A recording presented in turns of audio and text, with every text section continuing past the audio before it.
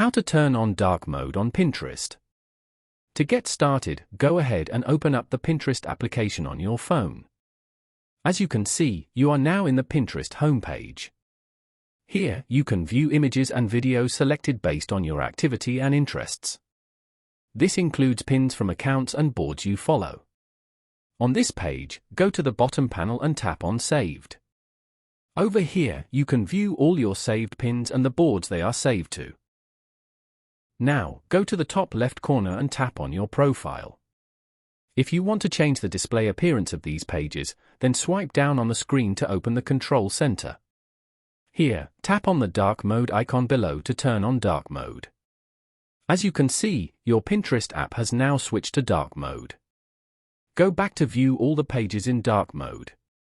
You can always turn off the dark mode from here. Following these steps, you can easily turn on dark mode on Pinterest.